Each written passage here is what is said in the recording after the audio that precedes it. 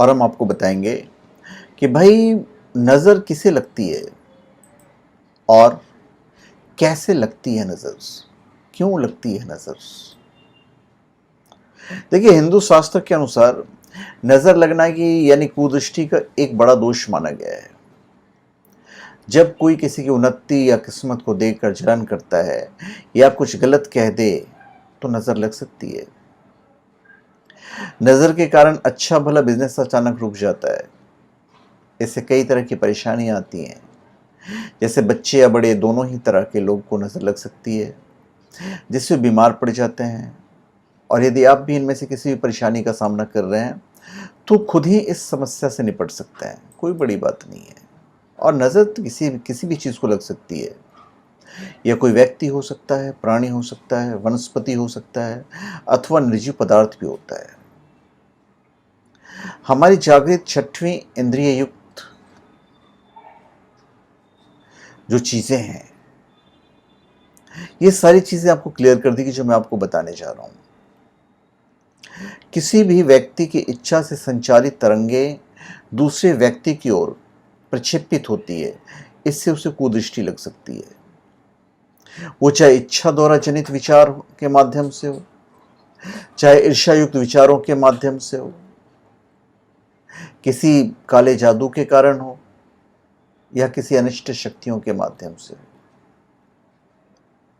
तो ये किसी भी तरह से हो सकती है। ज्योतिष शास्त्र के वराह संहिता ग्रंथ के अनुसार शकुन विचार में इसका उल्लेख मिलता है। इसके अलावा ज्योतिष के अन्य फलित ग्रंथों में भी राहु और चंद्रमा के अशुभ असर से नजर लगना बताया गया है। जिन लोगों की जन्म कुंडली में चंद्रमा और राहु पीड़ित होते हैं, वो लोग नजर दोष की समस्या से परेशान हो जाते हैं। इसके अलावा किसी व्यक्ति की राशि, नक्षत्र, स्वामी या क्रूर ग्रह बली हो या पाप ग्रहों का प्रभाव हो तो ऐसे इंसान की वाणी, नजर और मन के भावों में दोष पैदा होने लगते हैं।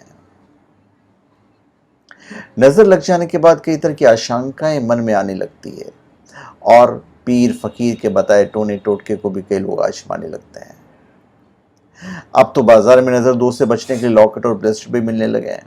दूसरी बात यह है कि इन्हें पहनने से लोग आपको अंधविश्वासी समझने लगते हैं, तो ऐसे में आप चाहें तो भी बिना पैसे खर्च किए दूसरों की बुरी नज़र से आधुनिक सोच रखने वाले व्यक्ति बनकर नज़र दोष का उपाय कर सकते हैं।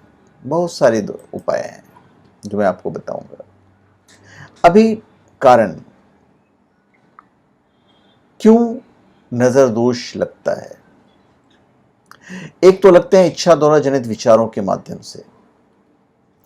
कई बार जब कोई किसी मुस्कुराते हुए स्वस्थ शिशु को देखता है तो अनजाने में उसका मन में इच्छा संबंधी विचार आते हैं, और ये विचार चूंकि रजतम प्रधान होते हैं तो शिशु पर इसका त्वरित दुष्प्रभाव होता है, क्योंकि उसकी सूक्ष्म देह अति संवेदनशील होती है।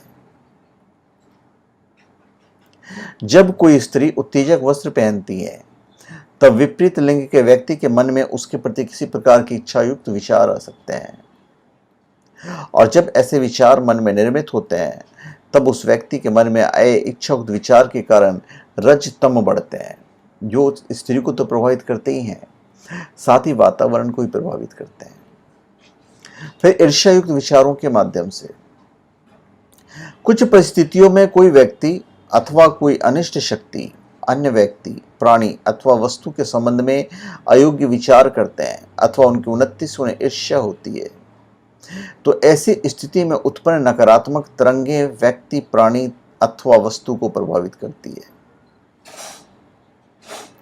कभी कभी लोग टोटा टाटका जादू टोने भी करते रहते हैं, काला जादू भी करते हैं। ये खास करके किसी को हानि पहुंचाने के लिए किया जाता है, तो यहाँ पे विशिष्ट मंत्रों एवं साधनों का उपयोग किया जाता है।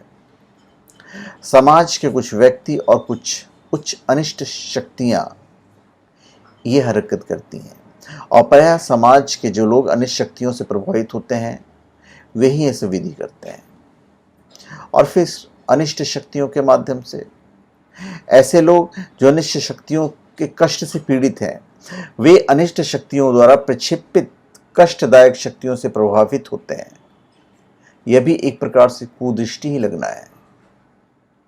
तो ऐसा साधक जो ईश्वर प्राप्ति के लिए समष्टि साधना करते हैं, वे अनिष्ट शक्तियों की कुदृष्टि में प्रथम आते हैं, क्योंकि वे ईश्वरीय राज्य की स्थापना के उद्देश्य से कार्यरत होते हैं तथा अनिष्ट शक्तियों का उद्देश्य आसुरी राज्य स्थापित करना होता है, जिससे साधकों को कष्ट दिया जा सके। तो फिर मैं ही जो बताना था मुझे कि भाई ये क्या होता है, कैसे होता है, किसे लग सकता है, तो इसके प्रश्नों का उत्तर हम आपको दे चुके हैं। तो धन्यवाद, आप सबका हमारे चैनल पे स्वागत है। आप हमारे चैनल पे सब्सक्राइब करें और अपने कमेंट दीजिए। धन्यवाद।